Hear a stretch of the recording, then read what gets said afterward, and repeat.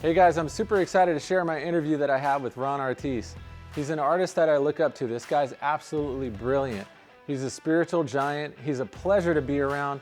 I felt absolutely privileged to spend time with him. I can't wait to share it with you. We talked really deep about music and about the power that music has to heal you. So make sure that you stay tuned and don't miss out. Ron, thank you so much for coming today, man. I can't believe it that you're actually finally here. And watching you perform, I was just like blown away, man. Oh, dude, thanks. I still have chills thinking about the performance. And of course, we had our friend Eric play with you, and it was just like so special and larger than life. And the whole time I was thinking about music, like the art itself, and how inspired you looked up there. Like it's almost like you were possessed, you know, by it was like otherworldly in that sense. And it makes me think about like, when was your earliest musical inspiration and where did it all start? Um, that's a great question, and thanks for all the compliments, man. Um, Earliest music inspiration. It was probably too early for me to even remember. Like, as long as I can remember, as early as I can remember, I was always really attracted to music or had a connection to it. My dad was a pianist, my mom was a singer, my grandma used to sing around us a lot. And it was just always music playing, and I just felt like that was one place I felt really, really comfortable expressing or listening to other people's expressions. So I was just always really drawn to music, but I really don't know a specific day or something that it started. Yeah, and so what I'm saying, that's this sort of, maybe that's not the best word, but this sort of possession or being overcome by something that's out of this world. And there's some sort of experience that happens within music. Yeah, there's a lot. I feel like music is older and bigger than this planet. I just feel like it's something that doesn't belong to us, but we get to experience and share. I feel like it's its own language, you know, it transcends borders. There's people from all different walks of life, beliefs, everything, languages. You can play a few chords and you all feel something. And I think it's amazing. And I also feel really privileged in a way that it's one of the last mediums that can attract people to a point to where they decide to spend two uninterrupted hours experiencing something. Music's one of those last things, and then really good stand-up comedy is another one. Like, people barely make it through films now without like having to be on their phone, check something, or go out, do whatever, or fall asleep. But concerts, so I try to never go on stage for myself, if that makes sense. I feel like if I want to play for myself, I can do that in my room. Like if I go on stage, if I have the opportunity to go on a stage for anyone, I feel like it's a rare opportunity that I can never get that moment again. You know, someone standing out there, I don't know what they're going through or what they're navigating, and I never want to go up there and be like, oh man, this is a new song I wrote and I just have to play it because I want to play it. I want to go up there, observe, feel them, fill the space, and think, what can I offer that maybe they would find of use? And starting from that place when going on a stage.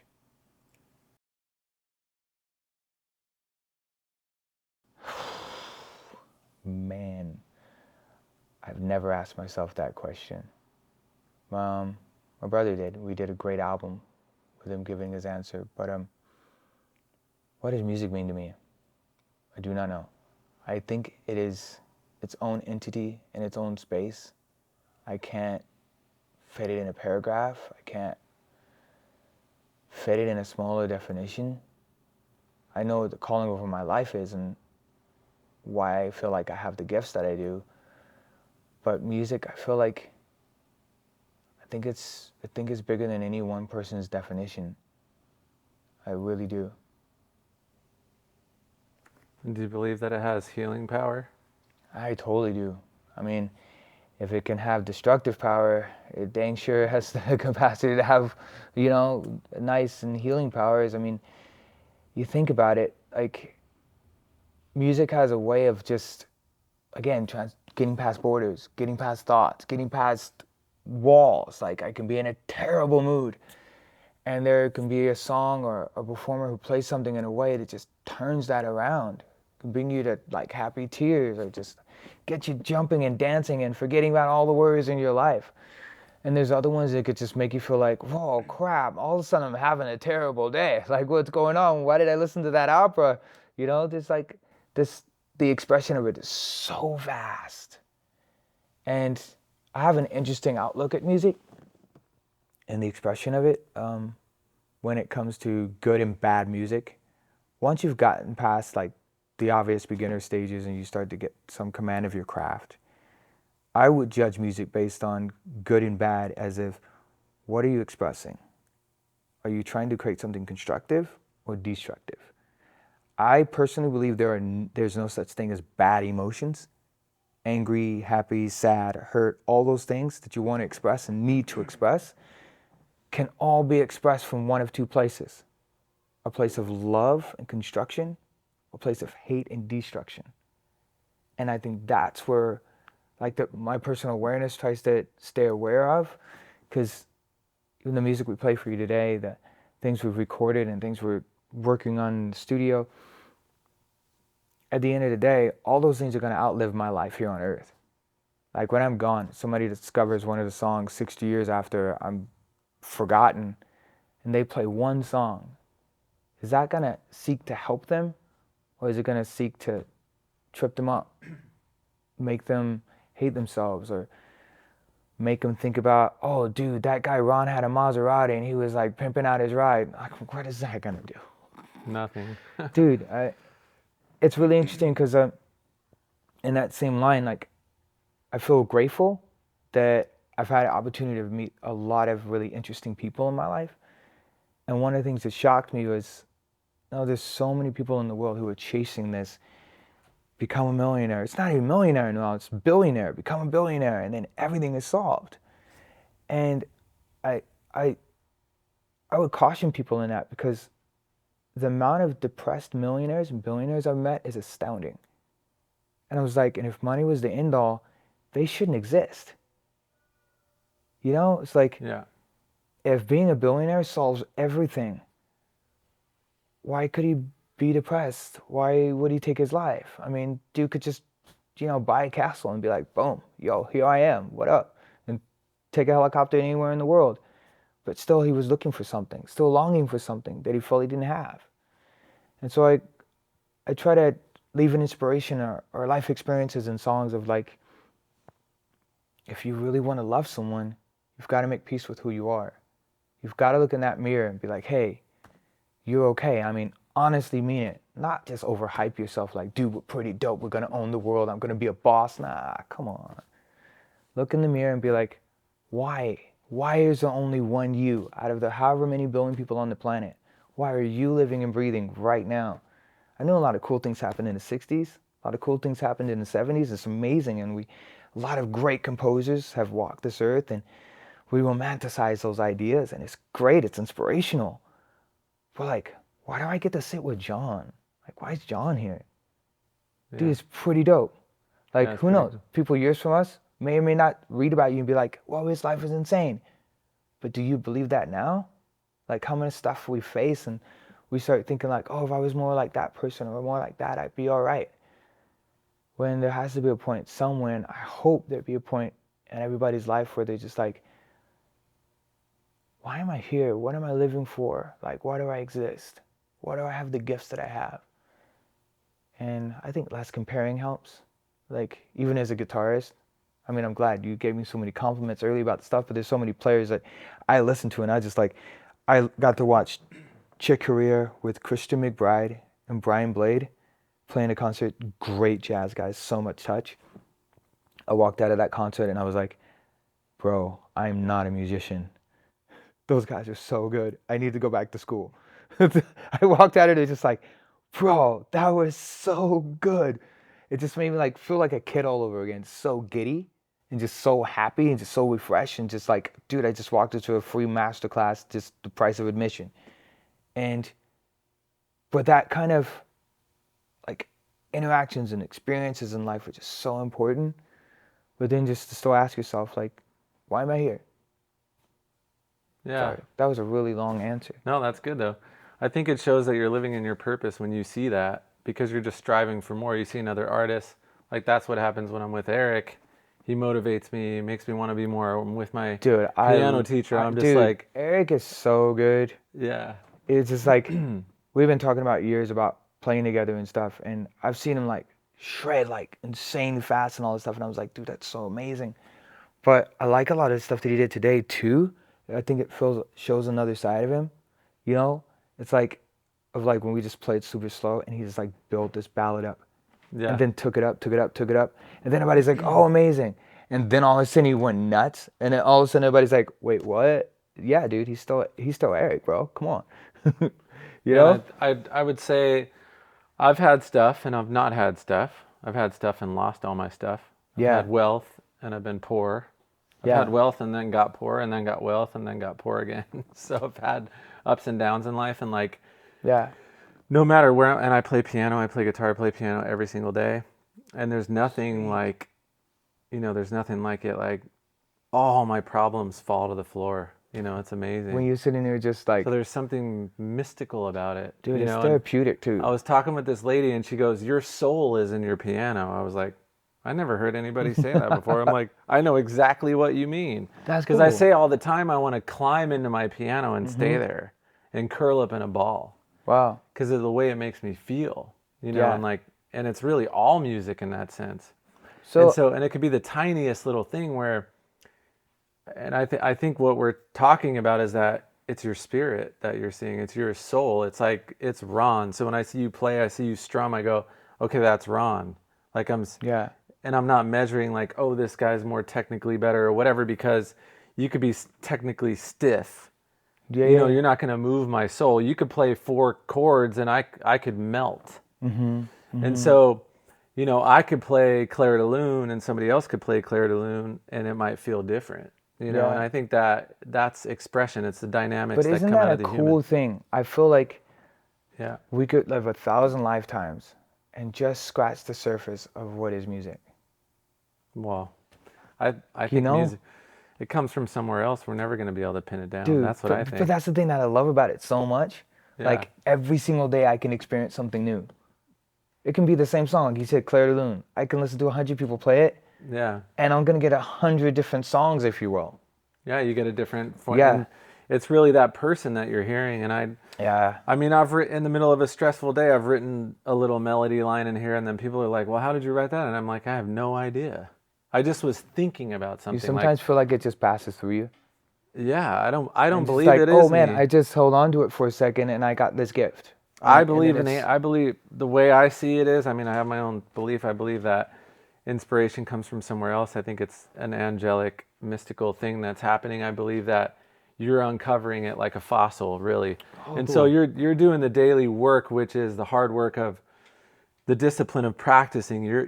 That's the entry fee, and then what Yeah. that does is opens up. I like that. The access. Entry fee is actually practice. That's right. Dude, I kind of really like that. Yeah, and it's I'm that. gonna say that. I'm gonna say that to some students. Yeah, so like, I'm gonna share that. the more chops you have, Yeah. the more you're gonna get the gifts from this mystery of Yeah. I wherever always it said comes something from. similar. I always said like the lesson is free, but time has to be paid.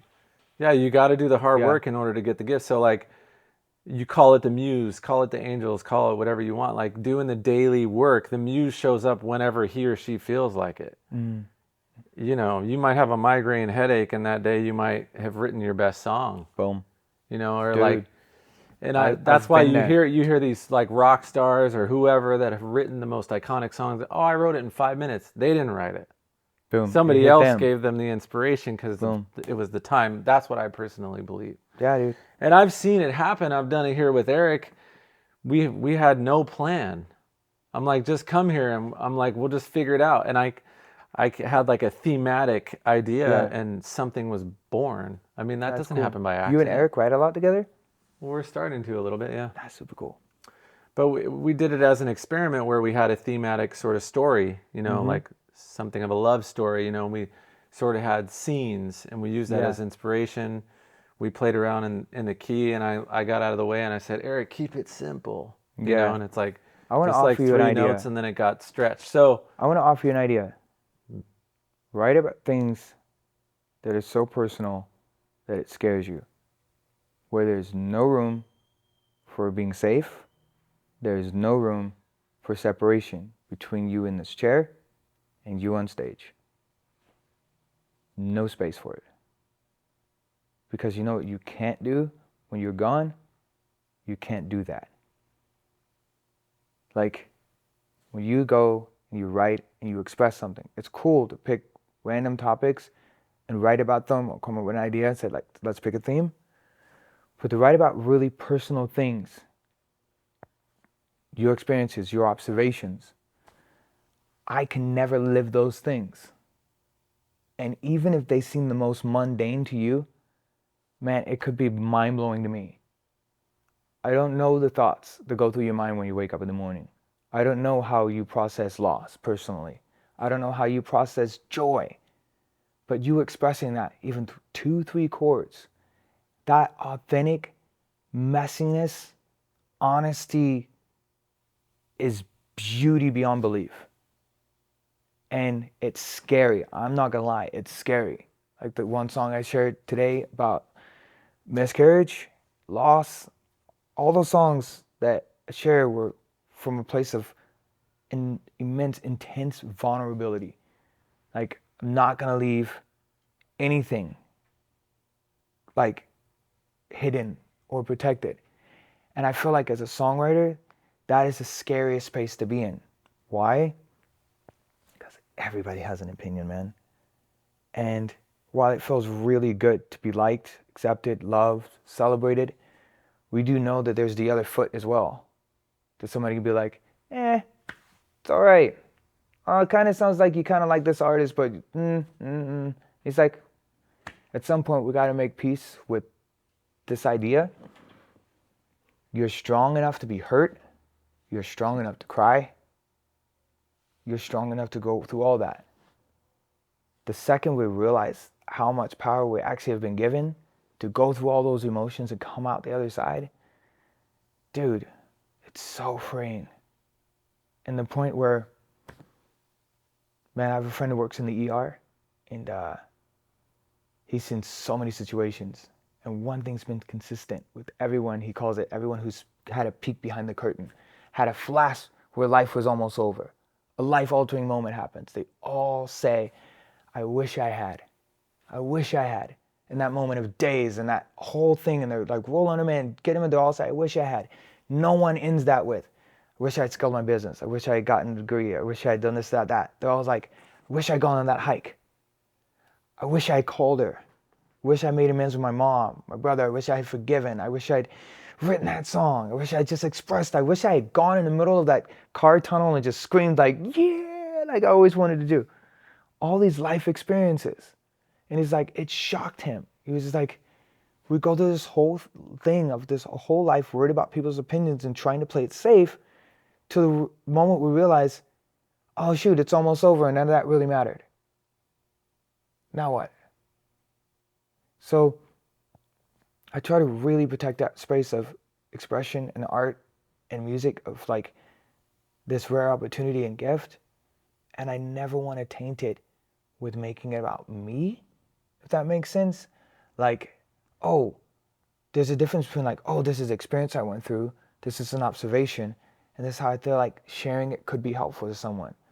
Or the fine line of, oh, dude, I got so good at these couple riffs. I want to just like put that in my songs. Or I got good at like connecting words or connecting this thing here.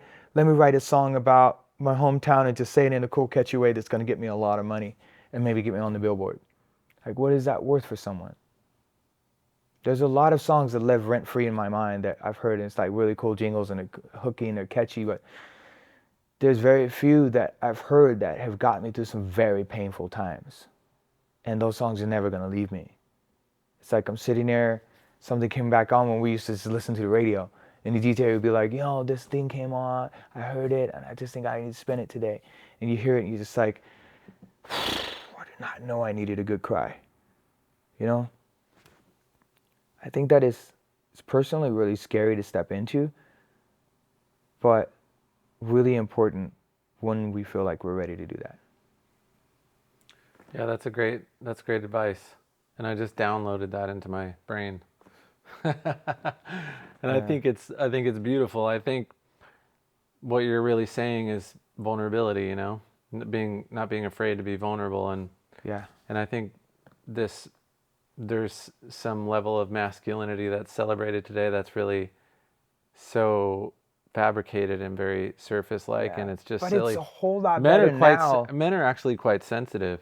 Yes, it's so All much you better have to now do is than have boy babies, and you see, like they are dude, balls dude. of mush. Yeah, dude. And think about how many love songs that men have written that are just amazing. Women too.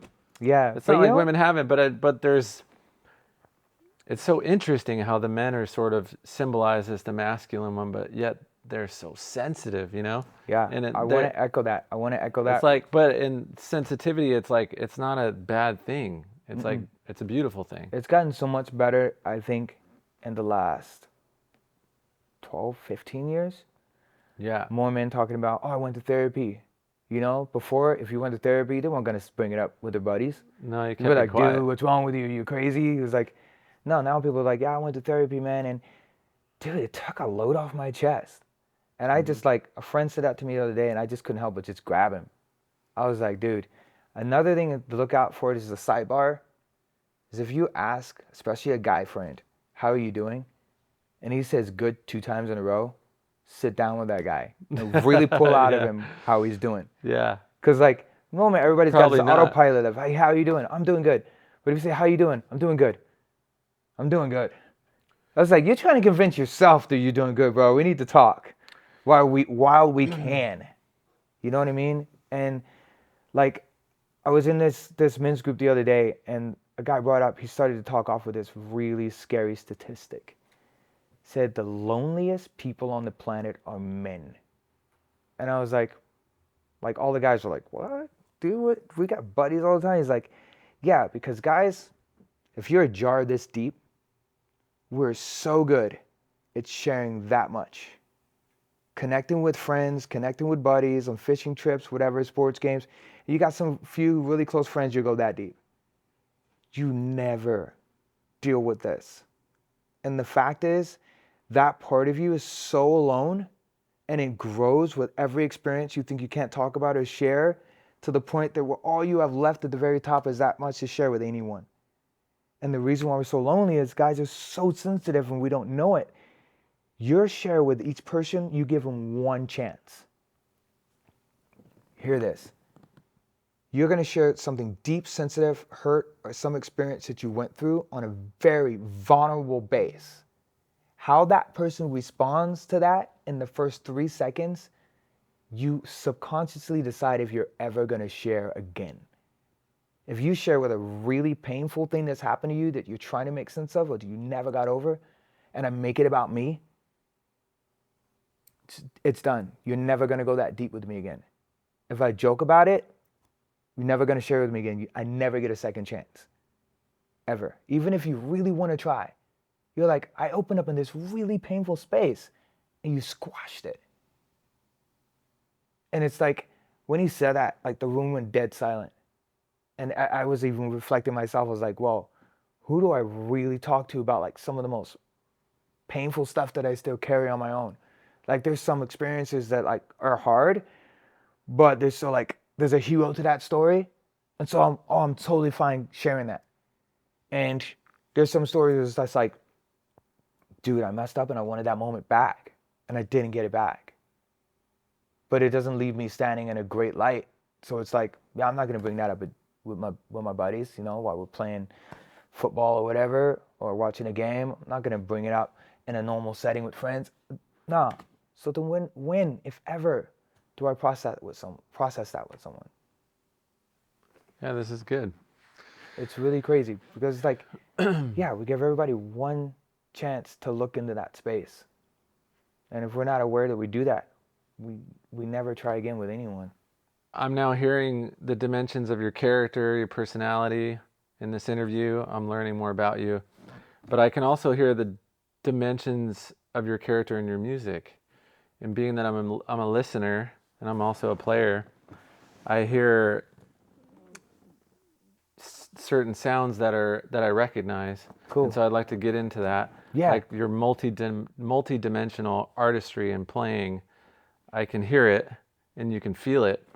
So there's Motown, there's funk, there's blues, there's rock and roll. So it's like an interesting strumming style. Your right hand's doing some stuff, your voice. I mean, it's amazing. And so I'm wondering, like, what are you drawn to? I mean, are you a multi-dimensional listener too? And it's just about timing? Dude, well, I know I am. You know, dude, it's like, I get like on these different platforms, like your end of year, what you've listened to, it is so all over. It's like somebody dipped the brush in paint and just threw it at the wall. It's like, I like listening to anything that's an honest expression. yeah. And then I like listen to anything that's like breaking the rules. And then I like listening to stuff that's just like, just don't make sense. And I want to kind of dig into something here, being that you're an artist at a high level, that I think sometimes people are afraid to give themselves permission. We're digging into kind of the same thing here. Yeah. Give yourself permission to listen to other stuff. Yeah. Because you never know. Dude, it's really You funny. might like it. Dude, it's really funny, right? Because don't close yourself off. It's like, yeah. you know, and I'm proud of myself for doing that with my kids, exposing them to a lot of different styles of music and just letting them decide. Yeah, there's so much music that lives up here that Yeah, I'm and I not think- even conscious of that I listen to, and it sits there. To me, it's the loudest voice in the room. Like Right. I could be anywhere, and if music comes on, it's the loudest thing. I can go right in there. But again, if it's something that I'm really not interested in, I can kind of tune it down. But if it's something that just kind of like itches the inside of my brain, is what I call it. Like when you're just like, whoa, they care, they took time. Yeah. And I'm gone. if we're digging into, and I want to dig a little bit more. So if we're digging into expression, and if you haven't given yourself an opportunity to be exposed to multidimensional musical genres or whatever you want to call it, that you may not realize there's a place to go that you've never gone based on how you're feeling, in other words, right? So isn't that interesting? It's really interesting. And how you talk about expression and all the genres and stuff, I would lean towards what you just said, like emotions or moods. Yeah. Like, it used to be like, people like, what do you like? One of the things I love is rock, right? I'd be like, oh, I love rock. But like, what is rock, man? If you type rock in on the internet, you're going to get everything from like Electrified Bob Dylan, to Beach Boys, to Foo Fighters, to like, the list goes on, to even Leon Bridges is under rock. I'm like, so then like, okay, I'll express a mood. Like, what I like, there's certain artists, I don't know if you ever heard of Charles Aznavour. This is this song called La Boheme. No, but I'm gonna So write it down. beautiful. It was one of the artists where watching his video just made me cry. It was one of those artists. And these different styles, like I listen to, as far as inspirations, you mentioned Motown, dude, like so much of Motown. James Brown, Stevie Wonder, Sting, Pavarotti, Jose Feliciano, like the list goes on. The Carpenters, the list just goes on and on. I listen to Foo Fighters a lot. I love Motown. Yeah, dude. Who doesn't love Motown? Dude, Motown is so good, bro. Motown's amazing. Early Bootsy Collins too. Like, Yeah. people don't know Bootsy played with James Brown a couple times. Dude, it's funny just to see like all these forms of expression, right? And what really resonates with me is just like, if you can feel like this person cares, really cares about the expression. It doesn't feel like, oh, you're using this as a vehicle. You're talented, so you want to use it to get money or to get famous or to get accolades. That's cool. That's you do you. But like, that doesn't interest me at all. Like, what interests me is like, someone really loves what they're doing right here. Someone really loves that expression. Someone's really diving into it, and you can feel the difference. Yeah. Oh yeah. Oh yeah. You can feel it. Yeah, and I you think can feel when they're gone. Like, yeah, you can feel it. Oh yeah. And That's why it's so important to inviting listen, and right? infectious. Yeah, it's so inviting and infectious. Like you mentioned earlier, somebody can play a couple of chords and you melt. Like someone played a couple of chords, and I was just like, whoa, you're taking me somewhere. For me, music is as tangible as like opening up a door and walking into another room. I'm gone. Like you're in there, and it's so cool when you have people in that room with you who are in there for similar reasons. Yeah. Like playing with Kenyon today, like I could feel like, oh dude, we went into space. oh, dude, okay, we're in this new room and it's all blank. I'm like laying out the carpet. You're hanging up a painting. Yeah, and you Like, just get locked in, and then it you, becomes this new thing. I feel like you can learn. I personally find it easy for me to get to know someone really, really well from playing with them. Yeah. Like, I mean, you saw it up here happen. I mean, I yeah, witnessed it happen, and I think it's interesting. You know, we're talking about these doors that you sort of unlock in a sense, like, and I keep coming back to this, and I try to encourage people because people ask me all the time because I I play piano. I'm pretty disciplined in the stuff that I do, and then people are like, I wish I could play, or I wish I could do that, and I'm just like, you have to stop wishing and just start doing, and if you do it, the doors open. They yeah, start to open, and then over time you start to find your identity. And it's interesting. Eric was here playing the other day, and he's moving all around. Of course, I was able to identify what he was doing, but he was moving so easily into different modes, Phrygian, yeah, Mixolydian, all over the place yeah, without a backing track, no yeah. rhythm track. Nice. He just was up here like, Just I was going. like, my Yes. mind got blown. And what that really is that he has the chops because he did the hard work. He Dedication, knows where to man. go, and he was following whatever he was feeling.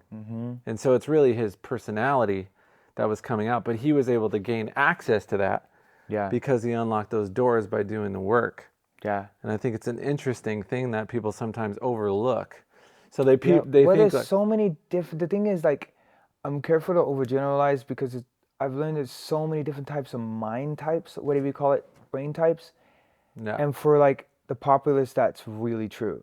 Some people are like, they're just like, oh, I wish I could do that. Wish I could do that. Wish I could do that. I'm just like, yeah, dedicate the time. And there's like, ah, but they're completely, what's the word I want to look for? Paralyzed yeah, by the decision idea. paralysis. Yeah, By the idea like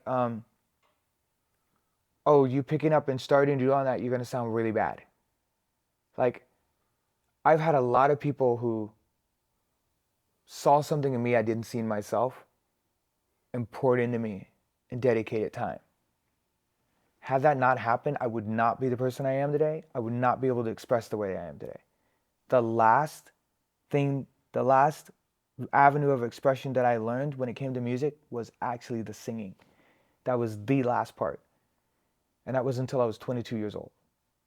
really, I never knew that. And I was That's an interesting fact. terrified of that idea to Of sing. singing. Yeah. Yeah, so am I. I can't really sing that well at all. But You think you can't. yeah, Have you met? I was in a punk band in high school. We were absolutely awful, but punk rock, you can sound like shit. You could be, you know, you can, as long as Beating you're in yourself tune, up. as long as you're in tune, you Yeah. can play it like out of key and Stop scream beating and stuff. yourself up, John. So I'm gonna tell you a little thing. In punk rock. It's rare to find anyone who is comfortable with this and doesn't find it torture. Yeah. To speak into a little tape recorder, read anything, read the ingredients on a box, and then have to listen back to you Well, speaking yeah. for 30 I seconds. mean, I'm on camera all the time. I got used to my voice and Yeah, my, but so many people can't do that, right? yeah. And it was really funny because I really struggled with it, like the singing part. Singing and then listening to myself back. Dude, super overcritical about it. Still today, I'm critical of it. But then I had a realization one day. Dude, anything I need to say to myself, I can say with my mouth closed. That's My voice interesting. is for other people to enjoy. Yeah. So you worked on it. Oh man, I had So how some did you good sound training. when you were 22? Do you have a recording? Can we get it for the Dude, if you want to humor yourself, just go on YouTube. I want to hear it. Look I want to up- hear Eric Look too up when he Ron first started. Artis Family Band. Look up Ron Artis Family Band on YouTube. After my dad passed away, me and my siblings, we made an agreement together that we would never pull down our old videos. And it's really served us really well, actually, because as time goes on, people kind of see the craft where it's now. And they'll see me like today or whatever, and people think like, oh, wow, okay, you're talented, or you're this, or you're that, or you have a good this command. And it's, for them to go back and see a video of me like 22, 17 playing a guitar solo and just not landing it, just not landing it. It's funny because I feel like it gives people a sense of confidence to see like, oh crap, he's human. And I'm like, yeah, go figure. Like, I practiced, I had great teachers, and I have some teachers that would scare most people on this planet.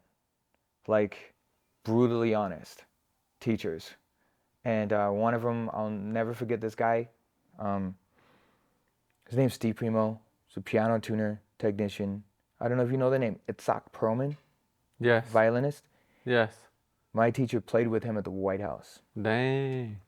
And That's major. when he was in college. And he and his twin brother, cellist, they're in love with their instruments, all this stuff. Till a fateful day that Steve Primo, my teacher, was mowing the lawn to make money and did not turn off the lawnmower to free the blade and lost 2.5 fingers on his fretting hand. Was the end of his dream, career, everything. He became a very bitter person. He moved away from most all the people he knew. In my lifetime that I knew him, he lived in Hawaii and he would restore pianos and tune them. This guy was a real diamond in the rough. When you got to know him, he was the sweetest person on earth. But if you were caught slacking or just like fluffing and faking it around this dude, he would read you the right act. He'd be like, you have 10 perfect freaking fingers. And that's the kid version. You have 10 perfect fingers. Ron, what is your excuse? Do you not care about this? Because I will walk out that door if you do not care. And I was like, yeah, I care.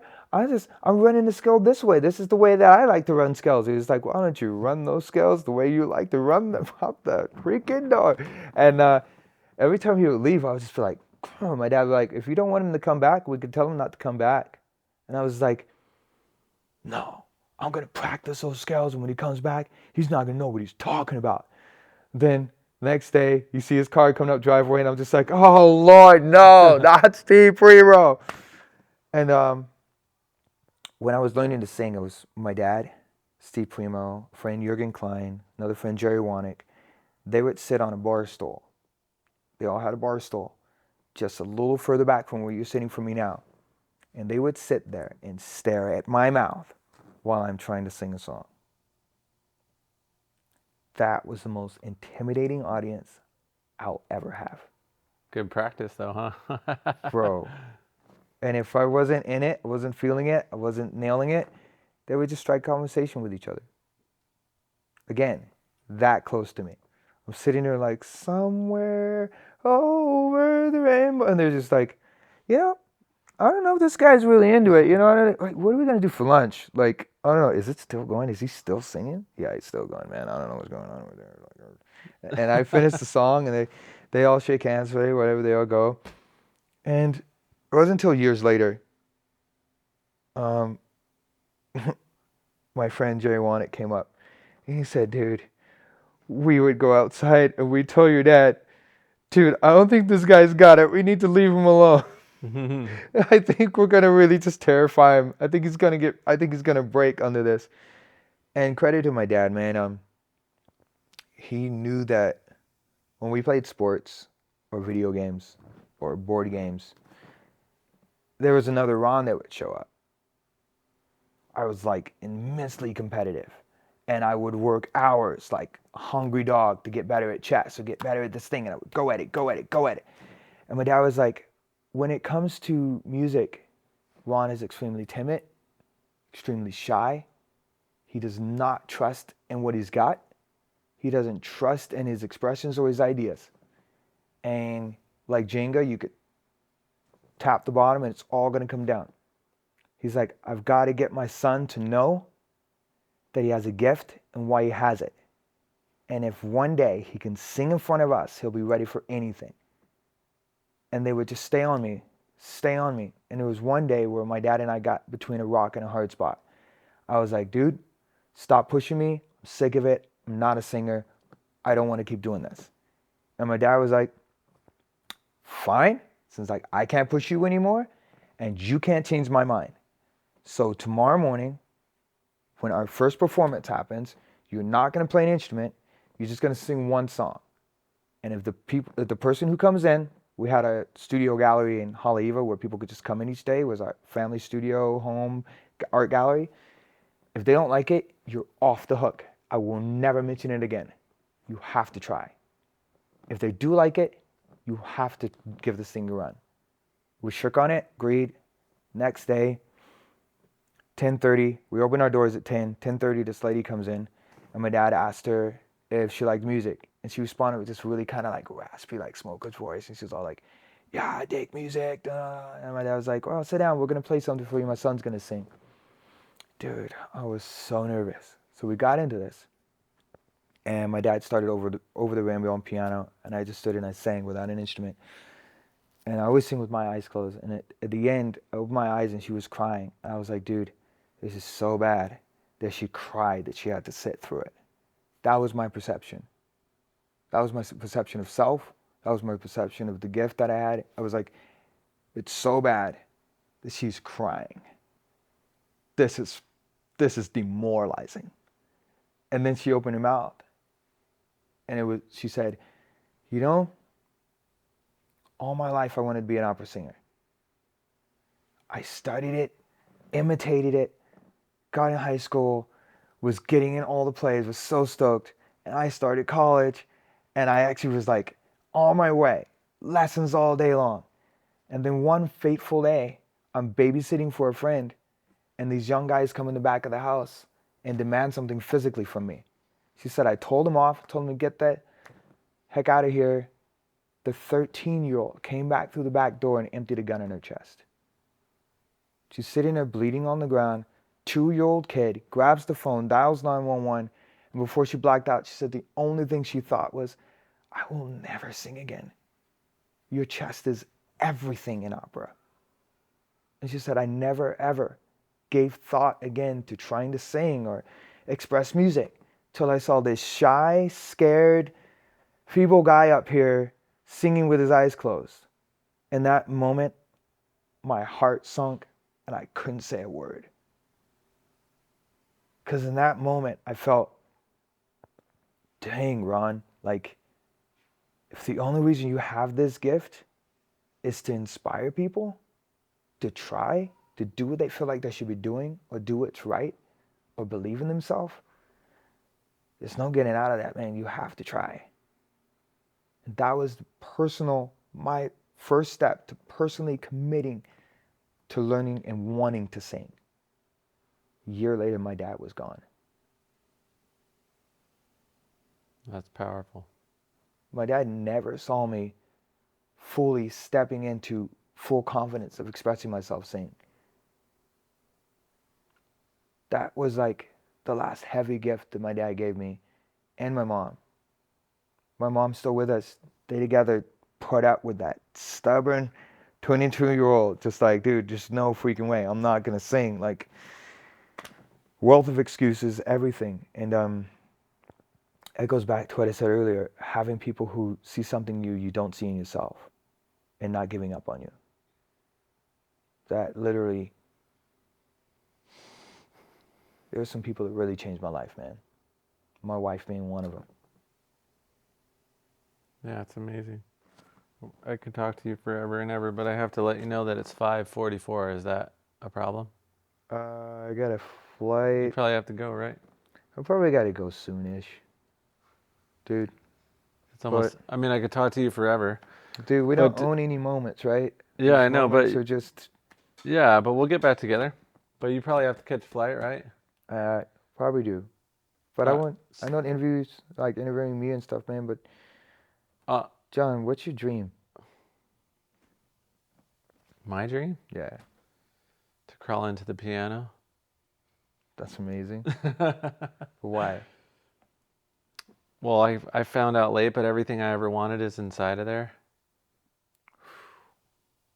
The whole All world of is in the piano. Yeah, all of music. Well, I didn't understand that, but I learned later once because I'm classically trained. I meet with a classical teacher who went to Juilliard every week. I'm super disciplined. I fiddle around with guitar. Eric's been helping me with guitar. He helps me tremendously. I mean, just in a short period of time.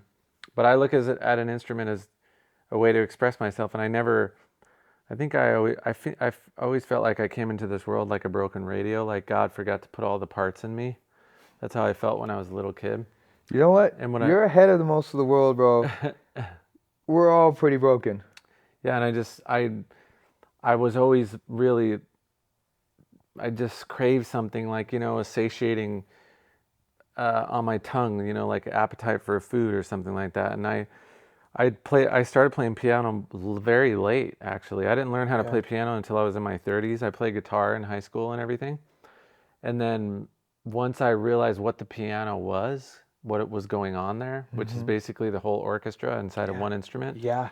And then once I started listening to classical music and Russian romantic music, I go, oh my God, this is what I want, and so I've been chasing it ever since. And I've only really been starting to compose at more of a mature level as of late. I mean, I'm starting to write stuff that it's moving, it has, it's like what you were saying, like it's more pure in spirit and like it's melodic and, it's sticky. Yeah.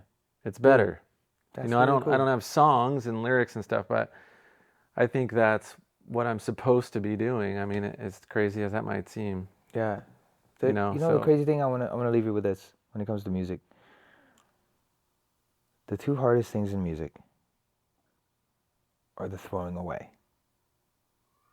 What I mean is, when we first start learning, we have to learn all the theory, all the technique. It's like it's in between you and your expression. It's like you gotta learn your da da da da da da da da da da da da da da da da da da da. Yeah, you can't get out of it. You gotta get in it, right? But then you're not like, quote, a master or whatever until you can throw it all away and you can just express. That is the first hardest part. Throwing away to just express something. The next part, we learn all the elite, intricate technique, and it's really important. But then, you have to throw it away. That is the second. Those two things are the hardest about playing music. When I mean the second one, throwing it away, don't approach a song as a way to show what you know. Run your stuff. Dude, doesn't matter. You learn all that stuff. We lose focus of why we learned it. You learn all that stuff, so when the moment and the feeling is there, you can express it. But if I'm blinded by my technique, if I'm blinded by the fireworks that I can do, if I'm blinded by, this cool vibe, this groove, and I want to just jump in it, if I'm blinded by that, I'm not saying anything to you. I'm saying A minor arpeggio, 16th beat. Yo, bro, here we go, descending diminish. And you're just like, Or I'm saying, I felt broken with no value. And then there was a breath, an idea to dream again. Then I kept falling towards it. But then there was everything in the way. And I kept thinking, I want it out of my way. But then going through all those problems and borders and all that stuff, when I finally got to the thing and found it, this is what I need. All those problems had made me strong enough to lift it. And if I'm able to say that to you with notes and music and song, and you're able to digest it, even with no words, that is the beauty of music. But the two throwing aways have to happen. I have to throw away all my skills. Then I have to learn how to throw away technique first. And it's so scary because I've invested so many hours in accumulating those things. And then it's like, but to say something to a person who's never sat at a piano and played it, to say something to someone who's never gone and played a violin, to say something is to shed all that stuff and know that you matter. And what I'm going to say, I hope that you enjoy the slow cooked meal. My dad and I used to argue about music theory all the time, like really intense. Or be like, you can't do this scale over that scale. You gotta just, what's it properly called? Like this chord, everything has at least 3 names. Every chord in existence has at least 3 names. We would argue about all this stuff. And one day, at the height of the argument, my dad said to me, Ron, it's called music theory, not music law. Yeah, I like And I that. was like, Kadush. Yeah. I think I do have to get on that flight soon. Yeah, it's probably time to go. Well, thanks for everything, man. It's so Thank good you, to have John. you here. It's been an honor and a privilege to Dan, it's spend been time with honored to you. be invited to spend time with you, man. Yeah, This has been great. Thanks for coming. I love the art in your space, man. Thank you. It's good to have you here. I hope you felt welcome, and Yeah. you know, it's supposed to feel like a home. Dude, it feels like a really cool and inspiring home. It's really great. Well, thanks for sharing your inspiration with us, man. It was a pleasure having you here.